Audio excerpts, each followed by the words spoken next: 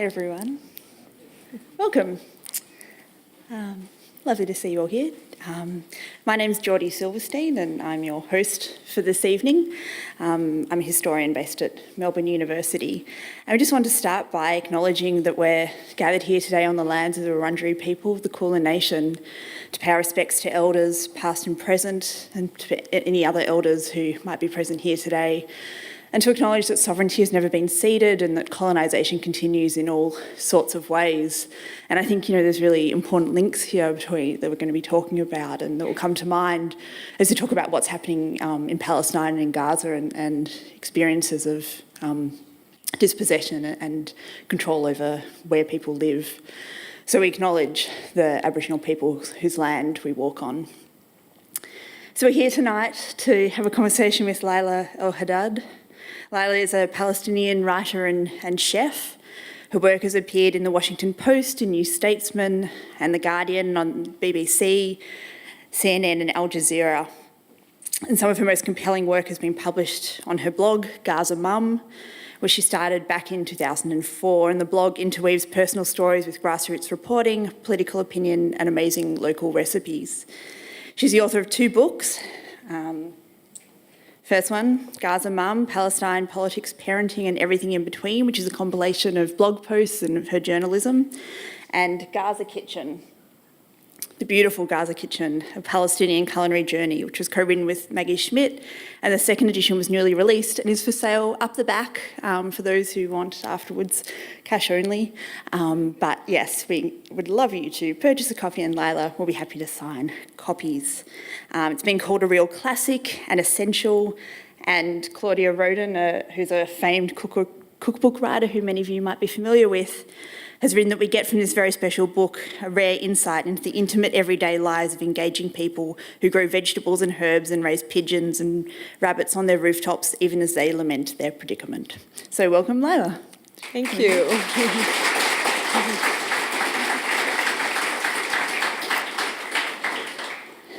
So I guess it's this kind of blend that Roden writes about, this kind of move between the predicament, lamenting this predicament and living vibrant lives that a lot of your writing, I think, touches on. And so I guess I wanted to sort of think about that and sort of start there. And you write a lot, you talk about, the connections between the personal and the political. Yeah. I wonder why, you say that's kind of what you're trying to do with your work, is frame it around this interrelationship between personal and political. And I wonder if you could tell us a bit about how that motivates you. Yeah, absolutely. I mean, I would like to say, this notion sort of came to me naturally. But I think oftentimes as Palestinians, you're raised with a kind of jumble of like dates and symbols and really important things and a desperate sense of urgency to kind of preserve these things, be it your culture or the history and so on and so forth. But at the same time, it took a while for, I don't know if for those of you who are familiar with Edward Said and his seminal essay, Permission to Narrate, for either, Palestinians to sort of be allowed to narrate their own stories, or even for Palestinians ourselves to accept that our stories could be considered or our voices rather, could be considered sort of legitimate, and that we don't necessarily need sort of a, validating other to be able to present our stories for us. And so that's kind of the framework I come at it from, but it sort of took a while to come to that conclusion, right? So when I was first starting off and I had moved back to to Gaza and so on, and working as a journalist in hard news, you feel like, well, that's what, you need to write to be taken seriously, right? You need to sort of write like the hard news, and if it's harrowing enough and whatever, graphic enough or whatever, people will somehow listen, right? But the result is it just becomes more caricatures or caricature portrayals of Gaza and by extension the Palestinians and so on and their story that doesn't really stick in people's minds. And then just, gradually having sort of personal experiences, be it on border crossings or just in sort of routine and mundane moments like raising my son when he was very young at the time, and beginning to kind of document those and receiving some feedback, I found that somehow that seemed to stick with people more, or it was more relatable. And it's sort of absurd to have to say that you need to sort of humanize, but for some reason, because of sort of this dominant media portrayals of Gaza for so long, it's just hard to break that barrier, and people can't possibly conceive of Palestinians as human beings with sort of ordinary feelings and emotions and things and actions and so on. And it becomes easier to ignore them then. And so that's kind of what led me. And also our lives as Palestinians are sort of inescapably political. And so, you know, that was part of it. But it was always this attempt to kind of like separate the personal from the political. Like, well, that's going to be considered frivolous? Who really wants to hear about, like, you know, raising your child or the dilemmas of, you know, mothering or so on and so forth in the context of, like, you know, all these big geopolitical issues.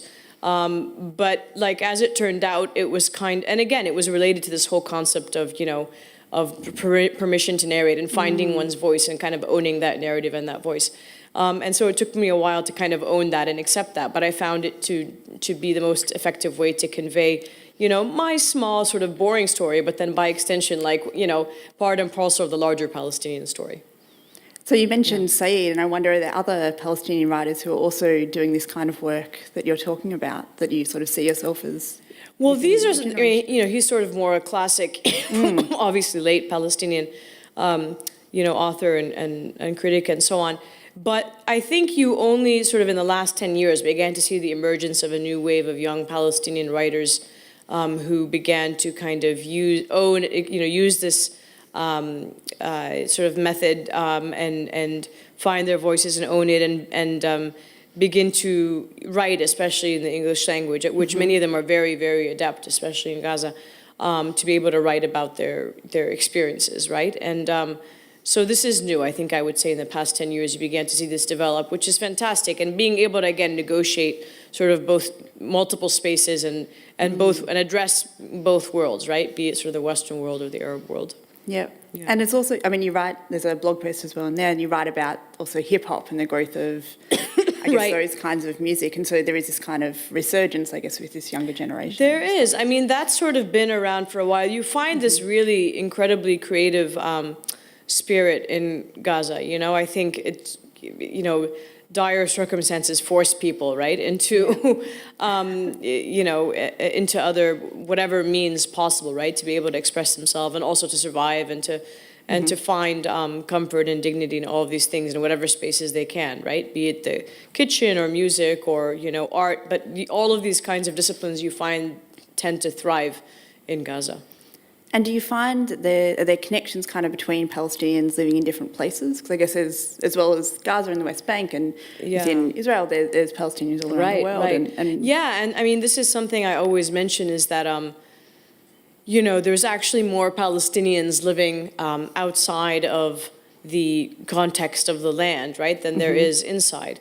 And I think it's very easy to forget that. And, you know, especially being a Palestinian who sort of grew up in various places in diaspora, so I'm very cognizant of that. But I think what the Oslo Accords did is that they tried to kind of manipulate that reality and make it seem like the only sort of legitimate Palestinians, or the ones that they would recognize, would be the ones that were granted, you know, Israeli-issued ID cards that were either in Gaza or the West Bank, and then sort of in one fell swoop disappear or invisibilize entire, you know, millions of Palestinians who were either, you know, in Lebanon or Syria or various other camps or outside of those areas, you know, abroad, which is very dangerous. So it's always sort of, I'm very conscious about that fact. And when I'm constantly mentioning Gaza, it's obviously because that's your sort context. of, right, my context, absolutely. But it's not because I always say Gaza also is very emblematic, right, and sort of is a you know, pilot to for so many and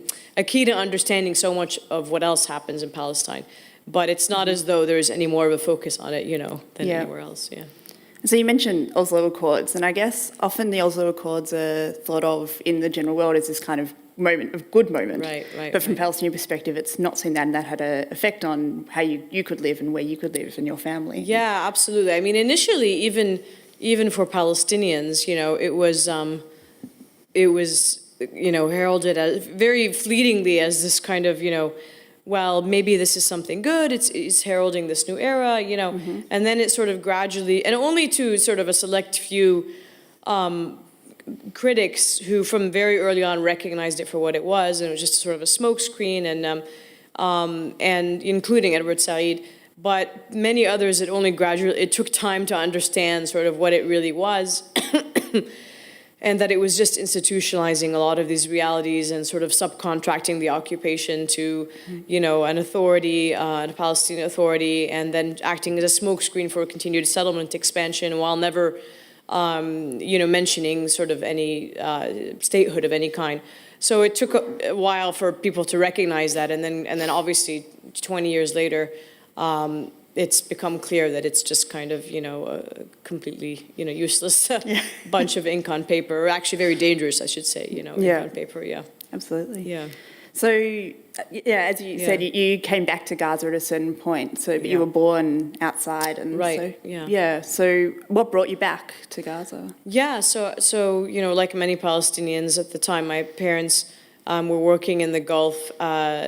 So I was born in Kuwait. Both of my parents were from Gaza. And then we would sort of constantly go back and forth, you know, principally to retain our residency status, because as I talk about frequently in the book, if one did not, as a Palestinian, retain this residency status, and your ID card, known as the Hawiyya, literally identity card, about which there is, you know, a famous poem that the Palestinian poet Mahmoud Darwish wrote called, you know, Identity Card, that sort of I've been reduced to this number on a card, right, as a Palestinian.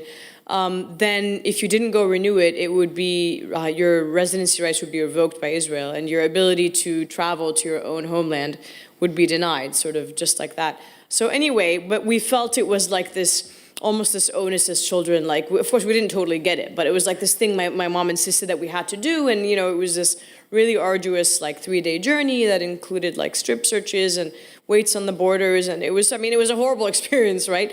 But then as you get older, you like realize that it was just, you know, it was very grueling, but it was kind of her own sort of individual resistance against sort of the status quo that intended to, you know, again, deny her rights and transfer her from her land and so on.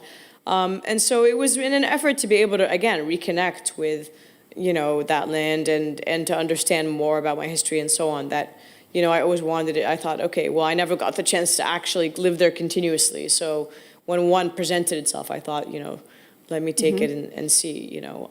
And then in so doing, you know, again, unbeknownst to me, it allowed me to be able to, you know, have that perspective, having lived on the outside and then having lived on the inside. So, yeah.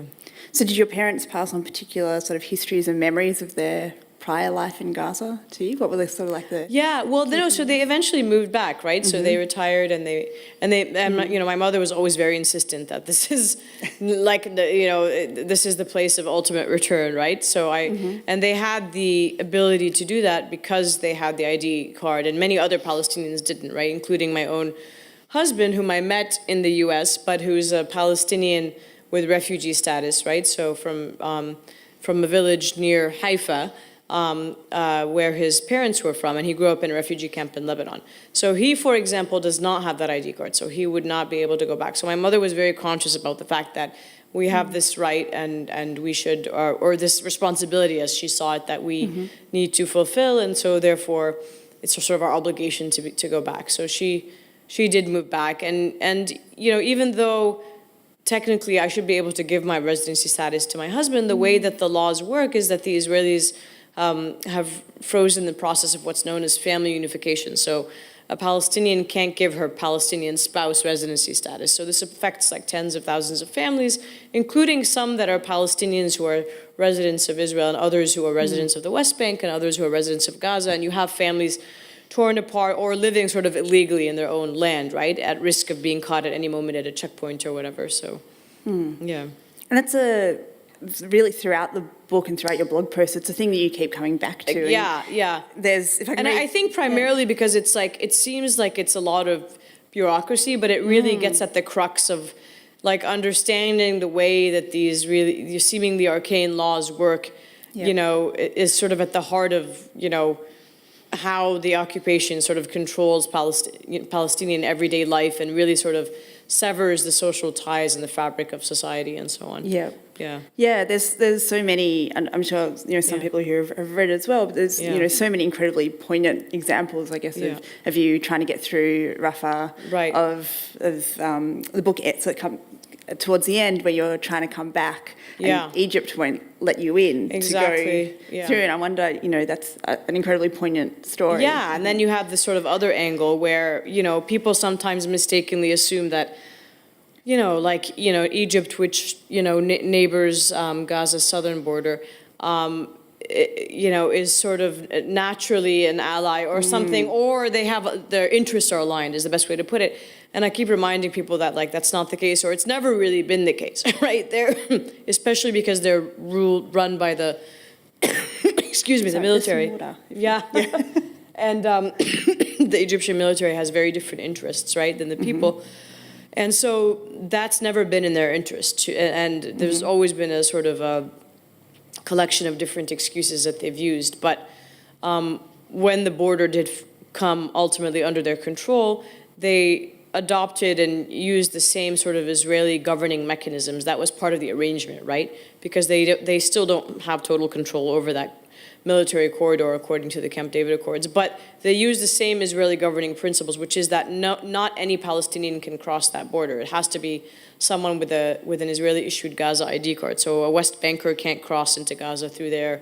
Any other Palestinian can't. And that's just assuming the border is open, because the majority of the time they choose to keep it closed. So this is another element, right? You have the Israelis controlling the northern border, the Egyptians controlling the southern border, a complete naval blockade. So it really is sort of the most surveilled, closed off, place on earth in that regard. Yeah. Even for its own residents, have incredible difficulty getting in or out. Yeah. Yeah.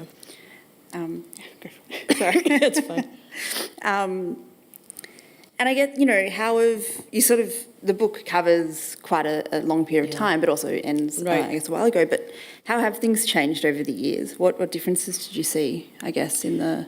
Yeah, I mean, it's amazing because sometimes I go back and it seems like it's ancient history, but then every time I go back and read it, I'm constantly amazed at how, not necessarily how little has changed, but how relevant so much of it still is, right? Like you could be reading it in the present time and so much of it would still apply. And that's just a very sad reminder that the overarching, situation and occupation and so forth has not changed.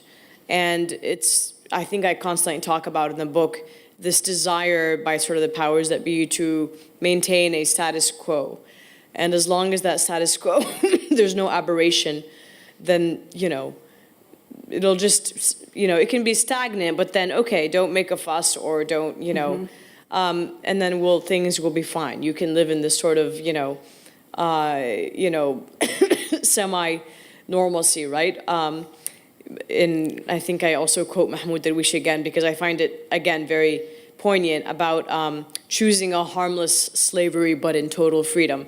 And that's like a very good example of what, it's like, you can, it'll appear to you, as though you have freedom and things are calm and normal and there isn't sort of an active attack or assault. But in reality, the borders are still there, the restrictions are still there, and so on. And I talk about that in the context of the disengagement as well in 2005, where, people were really excited because suddenly the internal checkpoints that, really crippled daily movement were no longer there. The settlements were dismantled. But again, the exterior, nothing had really changed except sort of it was just reformatted or restructured in a way, right? So you didn't have the settlements inside Gaza. They were located to the West Bank. You didn't have soldiers in your face, but they're sort of surrounding you from the perimeter, and on and on. So that's kind of the way I would say it's changed. It's just been reformatted in a way that, seems less,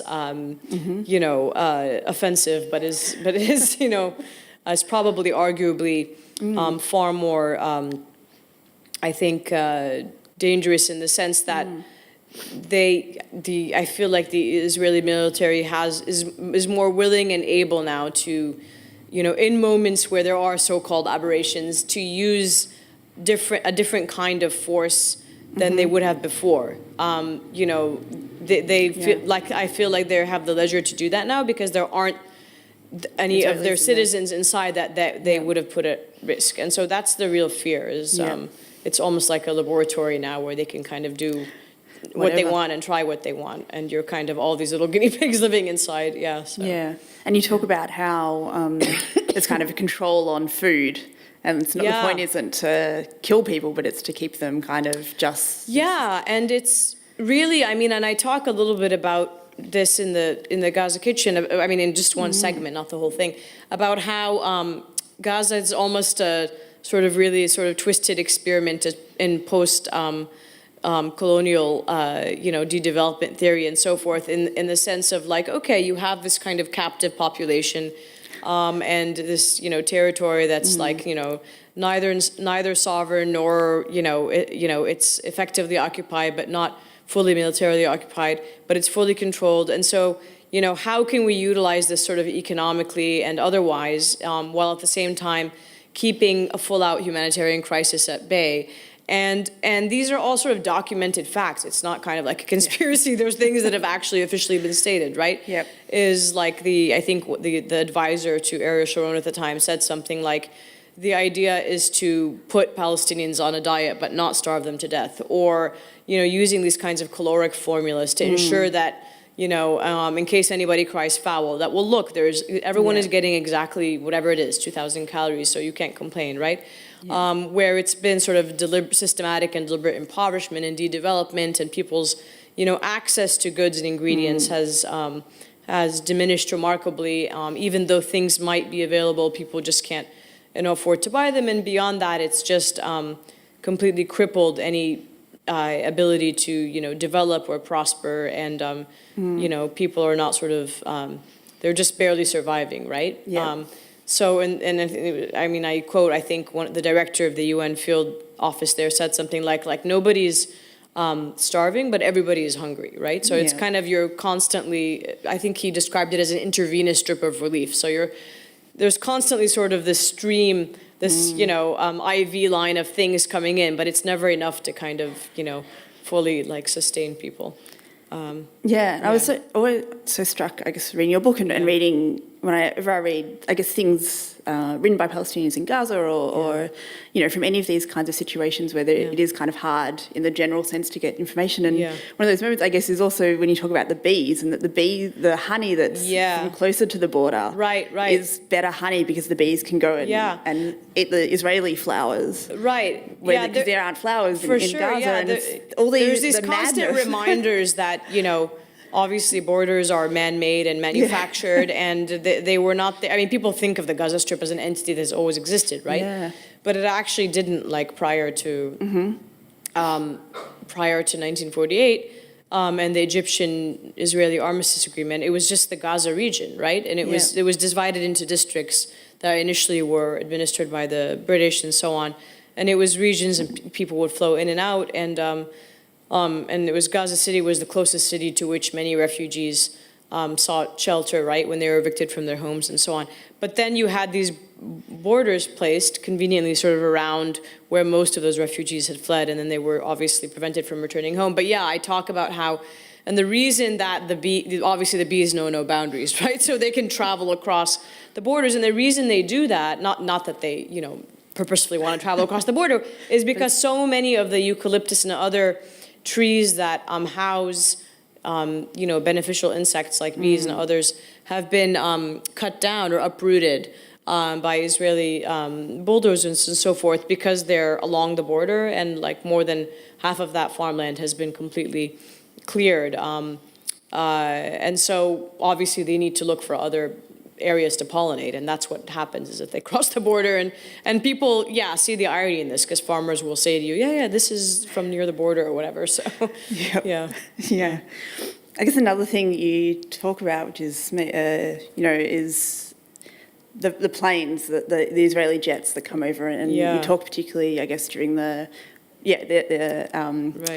different operations that happen around the mid-2000s of the effects, I guess, of the incredible effects of these Israeli jets that deliberately break the sound barrier. Right. And of how that's in a way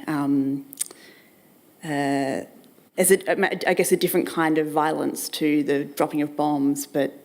Yeah, for a while they were, I mean, this is before sort of the full-blown assaults that succeeded this particular tactic, which now is considered sort of soft tactic compared to what came after it.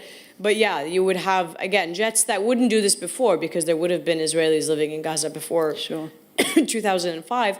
After that point, they began sort of in retaliation for, you know, again, any aberrations or whatever.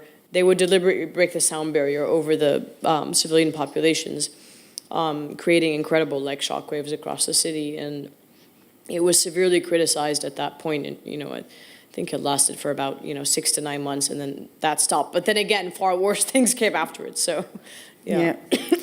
So I guess there's also, I mean, your cooking is obviously a big part of what you do. And I guess, I wonder if you see it as part of a kind of a form of resistance to what's going on, or how do you kind of think about your cooking work? Absolutely. I mean, in fact, part of what I try to do, or part of what I have constantly thought about ever since my time in Gaza was, again, different ways in which one can convey the Palestinian experience, right? And one of those ways, beyond writing about sort of, like the diary entries of my own personal experience, was to use the lens of food, because as with many other things, Palestinians in Gaza are very passionate about their food, and they're sort of well known for their food across Palestine as well. And that in and of itself, I think, was interesting enough to me, right, to document this sort of very interesting and unique cuisine with a history that dates back to the Abbasid Caliphate and so on. And Gaza being sort of at the nexus of various trade and spice routes and crossroads between continents and along the Mediterranean, absorbed all these different flavors and influences in a sort of very sort of geographically isolated area. But beyond that, what was really interesting is that because so many Palestinians sought refuge in Gaza in the 1948 Exodus, and then were denied from going back, and they continued to cook the same sorts of dishes that their parents and their grandparents cooked in a very sort of regionally specific way, it makes Gaza an incredible place to encounter a wide array of culinary flavors across Palestine in this tiny little pocket. But also, I mean, what we found is that, the kitchen is an incredible place, where like histories gets perpetuated and stories get told and dignities crafted, all with the backdrop of the bigger geopolitical issues that exist that you can get to, but by zooming in on the kind of very personal, private, intimate spaces where we found there's incredible joy and it's incredible, if you just stick a microphone in someone's face and say, what's your opinion on Hamas?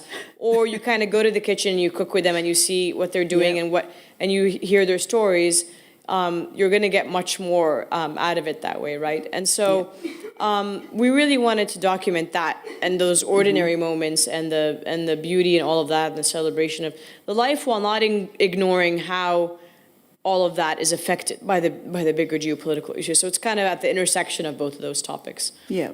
And I guess, at that intersection is, of course, the blockade, which restricts what foods can be brought in. Is that right? Exactly. So has the blockade changed cooking? It definitely, I mean, we noticed that a lot of the major sort of traditional ingredients that would have been used as staples, like, olive oil, for example, is the major one. Because of the sort of mass dependence on food aid handouts, which are supposed to be a temporary measure, right? But have become a long-term sort of reality for about 75% of the population, you find that most people can no longer afford to use like olive oil in the way it was once traditionally used because it's so prohibitively expensive, and what little they do use or is gifted to them or they buy would be used sparingly, right? So instead, the rationed items like soy oil, white sugar, white flour, all these kinds of things are the ones that have kind of made their way into the diet as substitutes for the traditional grains and things like this. So the same dishes are made, but with a lot of sort of substitutions. And so we really wanted to be able to document sort of and codify the traditional knowledge before it was lost. Yeah. And you were saying before, we were talking before, that it's quite unusual, I guess, to do the kind of book this kind of blending of politics and cooking in a book. And so what has been the response from within Gaza? Yeah, well, So you had the response in Gaza and the response on the outside. So when we were initially trying to find publishers, it really produced a lot of head scratching, because the mainstream sort of cookbook publishing world just wanted the cooking, right? They didn't want sort of this controversial political stuff. And the sort of more left-leaning progressive publishers just wanted the politics. And the idea of somehow writing about both, or writing about Gaza in the context of food, given, all of what was going on, seemed like ridiculously frivolous I'm just saying, to the publishers. So while a lot of the Western publishing world didn't quite understand, and even a lot of initially audiences were like, Gaza, food, what? Politics, what is this? Everyone in Gaza immediately understood that it was about so much more than just food, and were, extremely delighted to be able to see images of themselves that they recognized that weren't completely caricatured, anonymous portrayals, to see the food documented, of which they're very passionate, to see their stories. So our initial intuition was sort of validated again and again. And they're constantly thrilled, and we see it all over the place whenever we do have a chance to go. So that was really rewarding, even though I'm sometimes still produces head scratching, in other areas of the Middle East, where the idea of writing about both food and politics still doesn't totally make sense. Everyone there gets it. Yeah. And so, what's your favorite Gazan dish to cook? Oh gosh, that's hard to say, but. I'm awfully partial to any of the seafood dishes, because they're really incredible. And Gaza is the last part of the sort of Palestinian territories that has access to the sea, although other cities do. So in the West Bank, they wouldn't have access. And that comes from a long tradition of seafood, not just from Gaza, but also from Jaffa and elsewhere. But then a lot of the traditional sort of rural dishes are just so comforting and fantastic. And one of my favorites that would be in season right now in the beginning of autumn is rumaniya, which is a vegetarian lentil and pomegranate and eggplant. I call it a stew, but it's really, there's a lot of these one bowl, one pot meals that are cooked and then served in bowls, and then you just kind of, sit around and eat them with bread. So that's a fantastic one, because it has a lot of really, unique culinary elements to Gaza, and an unusual combination of flavors of the sweet and the sour, and again, a lot of it dates back to kind of medieval times, the combination of the souring agents, and it uses sour pomegranate juice, which is a completely different variety than I think most people know. It's a pomegranate with a green exterior that's, used exclusively for its sour juice, so. Yeah, but a lot of these really very traditional dishes I absolutely love, and you wouldn't really see them in any restaurants or anything like that. And were there particular moments when you were putting together the book and you're traveling, were there new recipes that you learnt, or particular techniques that? Yeah, absolutely. And, we were constantly, I had to constantly remind people, I apologize if there's things that I missed, or if things that seem wrong to you, just come and tell me. Especially, that's why we felt this urgency for the second edition, because we had a lot of people saying, yes, but don't forget this, or but we make it in a different way, or depending on if you went sort of 1 kilometer this way, 1 kilometer that way, we know this should be done with onions, not garlic, or we don't add cumin to it, or, people were very passionate about these little tiny differences, and there were some corrections and some additions, and I definitely learned a lot, because, it's my parents are both from sort of urban centers, so they wouldn't have known a lot of the sort of dishes that would have been made in the farming areas, and so I picked up a lot of information for sure. Excellent. And so your parents are still in Gaza? Yeah. And so you've been back more recently, or? So it's been really difficult ever since the Sisi regime took over in Cairo to get in. So the last time I was actually able to go was in 2013, when I filmed the episode with Anthony Bourdain. And after that, it was just a week after that the coup happened. And so it's been really hard. It doesn't always make the headlines, but there's, hundreds of cases of Palestinians, especially young people, who try to go or are, detained in the airport, or spend months waiting to get in. And if they do get in, which is more likely, then it takes on average 9 months for anyone to get out. again. So that's the real problem. Unless you have a lot of time to spare, it's really risky, Yeah. And what was it like, I guess, taking Anthony Bourdain there and I guess seeing Gaza through his eyes in a way? I mean, it was absolutely incredible and, very the whole thing was very serendipitous and the timing was very fortuitous. It was great. I mean, it was like a real dream to be able to take him, into the private homes of people who were so welcoming and just, of course, the sense of time that he had and what people had were, the last scene was just, it took like more than half the day and and people were just chilling and he was like, we're on the clock here, so, but it was great. I mean, it was a bit stressful because my daughter at the time was like 4 months old and she wouldn't stop crying and I was like panicking and she wanted to breastfeed and the producers were like, shut her up and, and then he was like, here, let me take her, he was like the baby whisperer. He just took her and like, and put her right to sleep. So, but it was really rewarding and I got so much positive feedback from people who said to me it was the first time they had seen like human portrayals of Palestinians on mainstream American television. So even that was enough for me, to have heard that. And I feel like I made some small dent or contribution in sort of changing the dominant discourse out there. Yeah. And I guess, something we haven't really talked about yet is your mothering and the way that mothering plays and parenting plays such a big role in what you're what you write I know. about. Somebody was mentioning how everybody made such a big fuss about the guy who was doing an interview on the BBC and he couldn't shut his his daughter came and everybody was like, well, any mother knows you would complete normal. You could just, exactly. So, so your kids have all been to Gaza? I always make a point to, again, it's been much more difficult for the past 3 years, but they've all been. I mean, probably my youngest doesn't have a recollection because she was quite young, but I make sure to be able to go as often as I can, and we don't go there, we go visit my husband's family, of course, they're in a refugee camp in Lebanon. And so that in and of itself is sort of another sort of very bizarre experience because they're also very sort of segregated from mainstream Lebanese society, and none of them have ever been, or very few have been to Palestine, but they sort of live and breathe Palestine and know nothing else except being Palestinian. So they, again, navigate both and negotiate both of those worlds. So I guess it's probably time now to open it up for audience questions, which I'm sure there are many in the audience. And there's people with microphones who will... there's someone down the front. Yeah, and I hope they can hear us back there. Yeah. It seems so far away.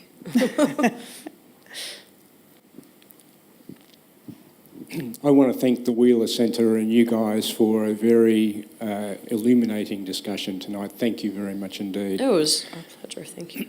I've been an observer from a distance of the Middle East situation for over 50 years now, and I don't think I've ever seen it as disrupted as it is now.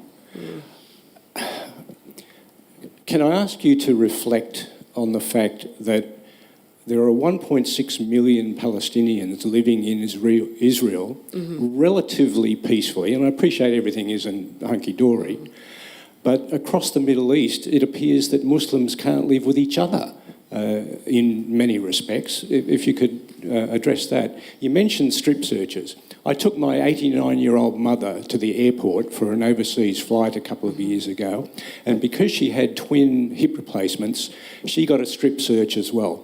So I apologise for the situation where Palestinians get it every day, but security causes all kinds of disruptions. Thank you so much for coming. I appreciate it, and I appreciate your honesty. I mean, I'll just start by saying the first two comments, I think they're more sort of like tropes or myths that are kind of out there because there's actually more Muslims living outside of the Middle East than inside.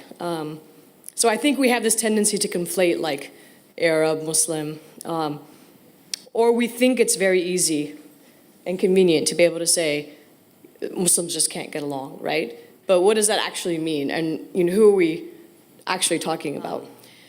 And in terms of the comment about Palestinians, the borders changed on them, obviously, and there's dozens of laws that specifically apply to them.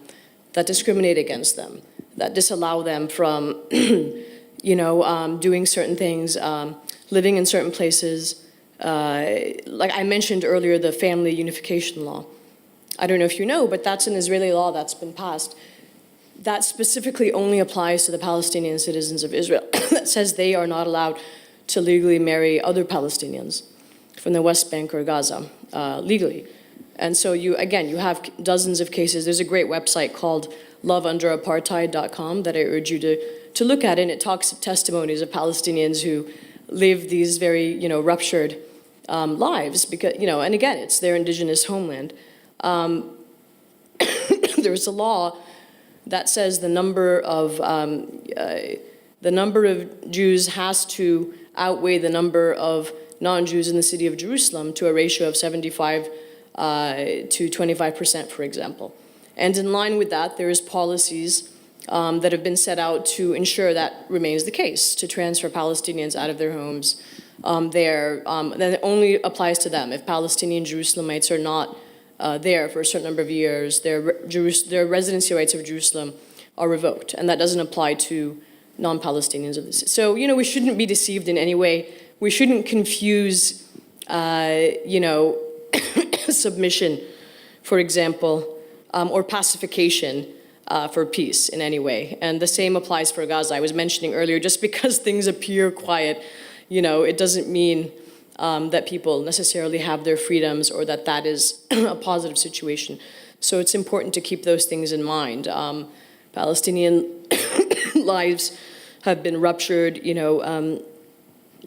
rights have been denied, freedoms continually get trampled on, be they Palestinians, on the inside or Palestinians when the territories or Palestinians on the outside who are just all, denied their rights to return to their own indigenous homeland and with which they know nothing else. And this really doesn't apply like anywhere else on earth where you would just deny a population their right to return to their own homes. I guess that's in summary, but it is, I can't remember, the strip searching. So, and again, I was just having a conversation earlier about the visa process to come here and how seamless and easy it was and how it was like, I applied online and it was like the easiest process ever and they did whatever checks they needed and it wasn't even a stamp, it was electronic. And I came in and like all was well. So again, and I was having this conversation with my husband about how now with Donald Trump, they're trying to adopt a lot of the sort of very in-your-face kind of like Israeli security policies that don't make people safer per se, just because you're strip searching people or subjecting them to hours-long wait every time they need to go to work or university. That doesn't make people safer. Like walls don't make people safer. Strip searches don't make people safer. I mean, there's X-ray machines and there's all kinds of really advanced security systems that are in place to avoid all that. So again, we shouldn't confuse those two things. And it's not just an inconvenience for Palestinians, it's a daily part of their lives that makes a simple 10-minute commute, a 4-hour, uncertain journey every time you need to go, to work or to school or whatever. And sorry, I mean, that's something you sort of touch on in the book, is it is this kind of enforced waiting and this temporariness and always not knowing if you're going to be let through, which I guess marks, you say, Palestinianness in a way. Yeah, absolutely. And Rashid Al-Khalidi, again, a Palestinian scholar, has written a lot about this uncertainty and defining the Palestinian experience, sort of the quintessential Palestinian experience being being found at borders, is that every time you're at a border and there's sort of this element of uncertainty associated with whether you'll get in or not, how long you'll have to wait, especially, those who are living on the inside. Like, for example, within the West Bank, there's 415 different, military checkpoints, barriers, trenches, obstructions, whatever, scattered throughout that very small area, and not to mention the complete separation of the West Bank from Gaza, which I think a lot of people forget. There's absolutely no connection between those two areas. Yeah. But I just wanted to say one other thing. Again, I talked about the conflation. I don't want to get too off track. And being very careful to kind of, generalize or make these generalizations about sort of Muslim violence. But my husband, if he was here, he gets really up in arms about this, frequently points out to the most sort of violent periods in history. And, basically I'm saying it doesn't mean anything, right? But if you were to really look at the bloodiest times in history or the most violent times in history, it wouldn't actually have been now, right? Or it wouldn't even have been between whatever that means, like Muslim peoples, right? It would have been probably during the Second World War or during Brother Khmer Rouge or whatever, on and on and on. But that doesn't really tell us anything, is what I'm trying to say. So we should be very careful about saying these people can't get along. Who is these people, right? And what is it that they're getting along or not getting along about, I guess. So, Yeah. Is there that? Yeah. Again, thank you very much for your talk. I suppose I see, looking at what's been happening, it feels like that Gaza and Israel have been in a state of war of one level or another for decades. It's the government of Gaza is looking at has an objective of destroying Israel's existence, and Israel, it doesn't look like it's going to cease to exist, and the Palestinians don't look like they're going to cease to exist. The question is really, what's the solution? I mean, there are clearly many problems, and I understand the difficulties of living there, but it feels like it is a state of war at one level or another, and the question is, what's the solution? I can see the problems. Sure. Oh, sorry, where am I looking? I feel like I'm looking at the wrong place. Was I looking? Oh, I was looking at the right place. Okay. Yeah, it can be very easy. I'll admit, I'll be the first to admit, to kind of become really fatalistic or cynical, which is maybe why I often choose to kind of look at it from a different angle that constantly gives me hope. And every time I go back or I speak, I think I talk about this in the book with, for example, farmers who are sort of, without even a fuss or a ruckus or a, look at me, are replanting their olive rows for the third time. And anybody who has farmed knows that it takes about 7 or 8 years for a tree to become fruitful again. Because his farm has been uprooted, and saying that this is, I have no option but to be optimistic and hopeful. I take my cue from them, right? And their celebration of life and optimism and hope and just sort of pressing forward because they have no choice. And so that's kind of my attitude. But if you wanted sort of more practical advice or a more practical vision, again, I don't dwell so much on the sort of the geopolitical reality, just meaning the parties and what they say, because I always say people, besides being creatures of habit, are voting depending on their circumstance. Be it in the United States, right? Why on earth would they vote for Donald Trump? Be it in Gaza, just because they voted for Hamas at that point. It doesn't necessarily mean anything. It meant that they were thinking about their domestic circumstances, and at that point in time, it was a complete local security lapse. And so they were thinking not in terms of the grander political picture, but in terms of the local political lapse in security and sort of how that could be enforced, right? And so that's how people vote, with their sort of very specific personal interests in mind.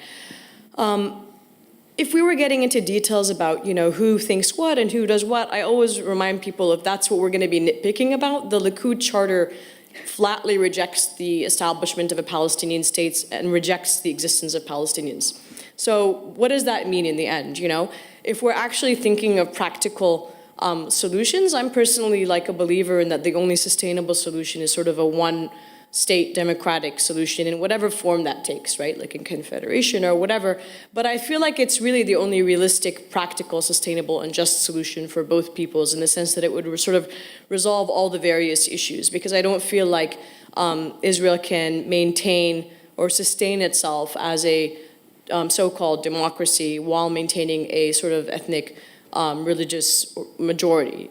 Sort of something has to give, right? You can't do that and also try to maintain the democracy without resorting to measures which they already have, like transfer or population control or whatever, things like this, to try to maintain this demographic balance. So that's kind of where I see And people may say it's not realistic, it's whatever. It's not, well, neither is a two-state solution. I mean, that's just sort of the conventional wisdom that we've been taught that is the only path forward, which is not, as anyone will tell you who has studied a map or been there, is just a completely bankrupt idea at this point. Hello, thank you very much for your talk. I lived in Nablus for a year in 2011, and I taught in refugee camps in and around Nablus. And I was struck by the vast majority of my students and people that I spoke to in 2011 who said that no matter what, they would never leave Palestine. There was that really strong connection to the Palestinian cause and to their land. Last year I went back for 3 months and was struck by how that had changed and how so many young people were talking about wanting to leave and wanting to make something of their lives because employment is so difficult, and connected to that, there were a lot of Palestinians that were very judgmental of those Palestinians who wanted to leave as if they'd given up. I was wondering if you could share your opinion on those Palestinians who are wanting to make something of their lives, and obviously... Yeah. I mean, my opinion has always been I can't blame anybody for, wanting to do what they feel is best in their individual circumstances, because life can be intolerable, and especially if you're a young person. I think it's different if you're kind of maybe established or older, or you have a career or something. And there are people, I always remind people that there is a segment of the population that either are sort of urban elite or whatever, or they have certain jobs that are sustainable for them. But others, especially for the younger populations, that there is no sort of horizon, right? For some, it's incredibly difficult to access universities because of the travel restrictions. If you're in Gaza, you can't access Birzeit in the West Bank. And it's very difficult to, if you have a scholarship, to travel out to pursue that. And so I can't blame, especially a young person who wants to be able to go out and, even if it's just to see the world or interact with other, people or whatever, because it does give you perspective, right? And I understand that that's becoming the case more and more. I know that especially for Jerusalemites, they have sort of a, heightened sense of obligation and urgency in terms of retaining their Jerusalem ID cards and at all costs possible not losing it and trying to stay there or renew it. And it's led to all sorts of sort of absurd and tragic situations. I mean, I met a Palestinian man who was like selling ice cream in North Carolina once, who had developed this entire scheme to be able, his wife was from Jerusalem, he's from Bethlehem.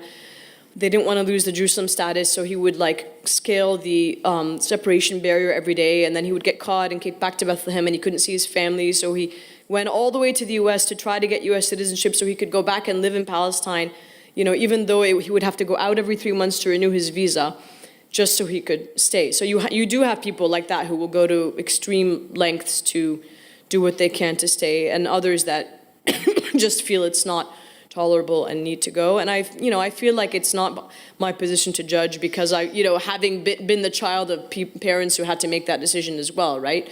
Who went out to further their careers and so forth and give their children a better life, and then ultimately decided to return back. People are human beings, I guess, at the end of the day, and make decisions based on what they feel is in their best interest. But of course, as Palestinians, we have this added sort of burden and again, the urgency of, like I was saying, preservation in a way, right? Identity preservation, residency preservation, and so on and so forth. I'm just wondering, how could the UN sort of take control of the situation and try and create a one-state or solution? How could they, or should they? Are you saying? I mean, I don't think that I don't think the Israelis would allow them to. Right? That's really the idea here. Even if it was proposed, which it has been at various times, I think the idea is that the Israelis view it as sort of their sovereign terrain, and they don't want anyone interfering. I think my idea is that more the situation will sort of force their hand at some point. And I think the Israeli leaders recognize that because of sort of numerous allusions and statements they've made to the fact that if we don't do something quick, whatever that solution might be, then we are going to become an apartheid state, right? Like Shimon Peres has said this, Rabin has said, several Israeli leaders have noted, that this might become the reality. I guess oh no, sorry. Thanks. I wanted to ask you, I was reading that a lot of Syrian refugees are actually arriving in Gaza and settling there as an attempt to restart their lives, and that raises a whole number of questions and thoughts for me. But I was wondering, just if we talk about food again, how you think, what's the future for sort of culture and particularly food culture in Gaza? Yeah, I don't think a whole lot are arriving because it's really, really difficult to get into Gaza now. There was a time where, like, again, that year before the coup in Egypt, the border was much easier to cross illicitly through the underground network of tunnels that have since been sort of completely shut down. And so a lot of Syrians were arriving that way. And I wouldn't even say a lot, but the fact that you would seek refuge in Gaza must mean that you're pretty desperate of all the options. But I think some people did because there was no, I mean, even the Syrians became sort of like the second Palestinians. Very few countries would take them. And so there were a few that, for them, that was the only option. I mean, not a whole lot, but there are certainly a few notable ones, and a couple of them became famous because they opened restaurants, and there was a bunch of news articles written about them, and so on. So it's like, Gaza is a tiny place, but it is kind of a food hub, and they're food lovers. And there's been several cases, not just the Syrians. There's been Palestinians from Nablus who were exiled to Gaza, who were former prisoners in Israel. And then, again, this is one of the things that Gaza has become is like a sort of a dumping ground, not just for food, but for anybody that's unwanted, right? And they opened a place like a patisserie, Nablus is known for its knafa, right? The cheese pastries. And there's always like long queues, and it's become really famous. So same sort of thing. Gaza very easily adopts like other food cultures, and you've noticed this throughout history. They adopt culinary influences, be it from the spice routes, be it from the Mediterranean, whatever. Those who have lived abroad bring with them, like many were in Thailand. There's a bunch of Thai restaurants there. Whatever trend or whatever, and again, it's hard because the border is not open, but those who do have a chance to go out and come back frequently will open restaurants, and that, again, it doesn't change the traditional diet, but you certainly see an influence in terms of what people are cooking on a sort of a daily basis, whatever's trendy kind of thing. We are sadly out of time, but I guess I just, wanted to end by saying that, I guess really important thing to do out of this is to pay more attention to what's coming out of Gaza and to learn how to cook some Gazan food, which you can do by buying Laila's cookbook, which is available up the back. And will you join me in thanking Laila for her time? Thank you. Visit wheelercentre.com for the best in books, writing and ideas from Melbourne, Australia and the world.